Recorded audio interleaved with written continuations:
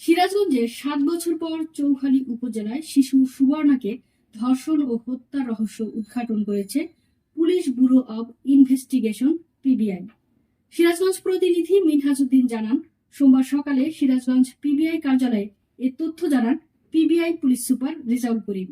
গ্রেপ্তারকৃত দুই আসামি শিশুর ফুফাতো ভাই সাব্বির হোসেন ও শাকিল খান। ভিকটিম ধর্ষণের ঘটনা সবাইকে জানিয়ে দেবে এমন কথা বললে তারা তাকে পরিকল্পিতভাবে হত্যা করে। পুলিশ সুপার রেজাউল করিম জানান, 2017 সালে চৌহালী উপজেলার দত্তকান্দি হাই স্কুল মাঠে মহান স্বাধীনতা দিবস উপলক্ষে সাংস্কৃতিক অনুষ্ঠান দেখতে যায় শিশু সুবর্ণা। সেখানে দত্তকান্দি গ্রামের রশিদ মেম্বারের ছেলে মিলন পাশা সহ অন্যান্য আসামিরা সাব্বির হোসেনের সঙ্গে সুবর্ণাকে দেখে ধর্ষণের পরিকল্পনা করে। শিশুটিকে ধর্ষণের জন্য সাব্বির হোসেনকে 7,000 টাকা দেওয়ার প্রস্তাব দিলে সাব্বির হোসেন সুবর্ণাকে নিয়ে মধ্য শিমুলিয়া চরের ফসলের মাঠে দলবদ্ধ ধর্ষণ করে, ওড়না দিয়ে শ্বাসরোধে হত্যাও করে। এ ঘটনায় শিশুটির বাবা অজ্ঞাতনামা ব্যক্তিদের আসামি করে মামলা দায়ের করলে মামলাটি তদন্তের দায়িত্ব দেওয়া হয় পিবিআইকে। পিবিআই ভিকটিম সুবর্ণার ময়নাতদন্তের রিপোর্ট পর্যালোচনা করে তথ্য প্রযুক্তি ও গোয়েন্দা তথ্যের মাধ্যমে নিশ্চিত হয়ে সুবর্ণার ফুফাতো ভাই সাব্বির হোসেনকে ঢাকার শ্যামলী থেকে গ্রেপ্তার করে। জিজ্ঞাসাবাদ করলে তার দেওয়া তথ্যের ভিত্তিতে সিরাজগঞ্জ সদর উপজেলা দত্তকান্দি থেকে শাকিল খান নামে